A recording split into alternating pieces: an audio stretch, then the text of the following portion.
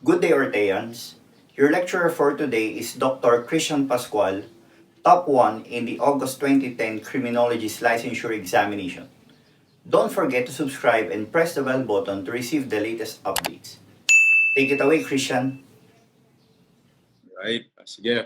So, let's look at this question. Which among the following statement best defines an involuntarily committed child? So, remember earlier kanina, di ba, yung commitment or surrender of a child, yung term natin yun, which is the legal act of entrusting the child to the care of the DSWD, a child placement, child caring institution, parang ganon. There are two types of commitment or surrender of a child, voluntary or involuntary. So kailan ba siya considered na voluntary at kailan ba siya considered na involuntary? Well, if you as a parent, hindi mo ginagampanan yung responsibility mo dun sa bata, 'di ba? Tapos like inabandon mo siya, you neglect, 'di ba, the needs of the child. Inaabuso mo yung bata. Um, you know, um, then tatanggalan ka ng parental authority because parental authority is not absolute. Diba? Hindi siya absolute. Kapag ka inabuso mo yung parental authority mo, um, para maprotektahan yung interest ng bata, kukunin yan sa'yo ng state.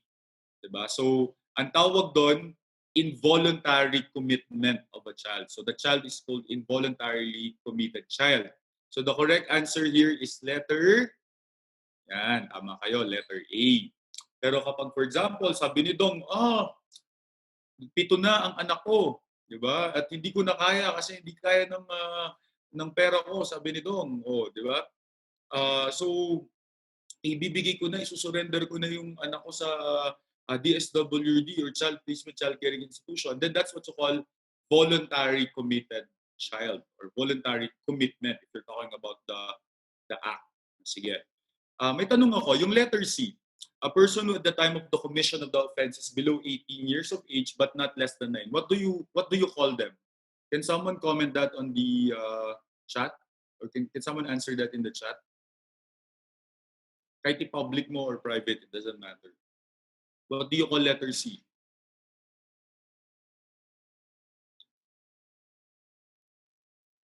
Yon, ang galing naman ni Lian, no?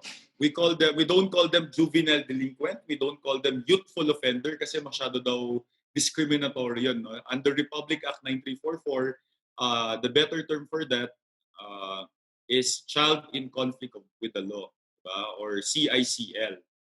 In the same way na tayong mga criminologists, meron din tayong mga terms for different people, diba? Like for example, kapag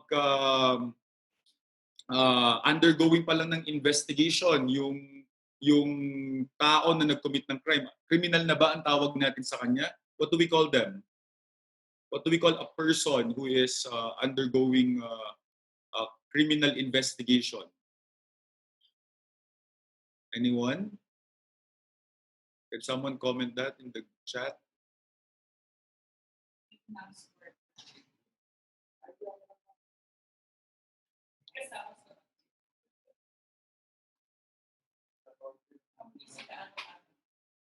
Wala man lang. What do you call someone who is the subject of a criminal investigation? Hindi pa nag-commit ng crime and that. Offender na ba kaagad, John Paul? Detainee na ba agad, Leon? Hindi naman na siya nakadetain. Yan, John Mark, oh. Yan, okay. Tama.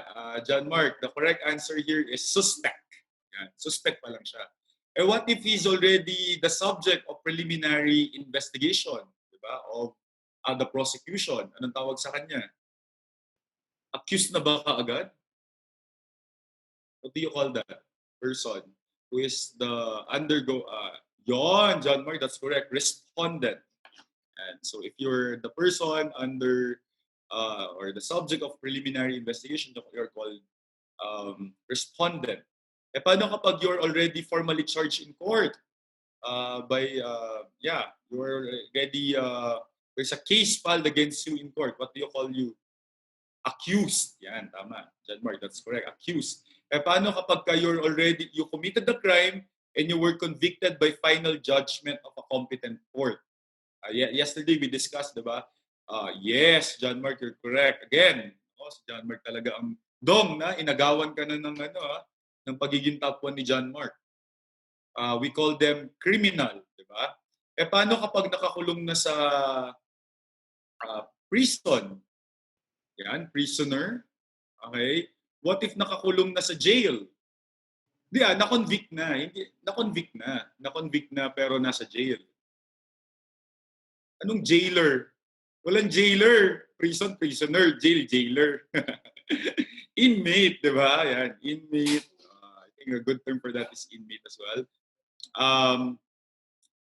Detainee kapag awaiting pa lang ng trial pero nasa jail na, di ba? Paano kapag natapos na yung sentence? Anong tawag sa kanila? What do you call people who already finished serving their sentence in jail and prison? Which is, I think, a better term na ginagamit ng mga criminologists. Hindi acquitted. Kasi acquitted meaning the court didn't prove, saw the innocence of the person. So acquitted. Hindi siya na found guilty, di ba? But what if you're found guilty, you were a prisoner, you finished serving your sentence, what do you call you now? Now that you are about to go out. Laya ka na, nakatapos ka na, ano tawag dito? Nakalaya ka na sa kulungan, anong tawag sa'yo? Ex-convict dati. Yan, si Jerome, tama.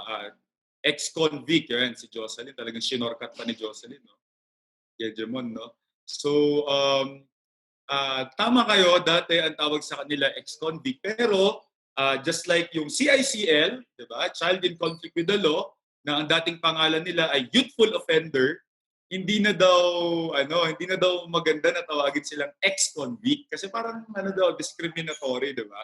Kaya sila hindi maka-reintegrate sa society kasi ini-stigmatize natin sila. Mamaya i-discuss natin yung labeling during yan, 'di ba?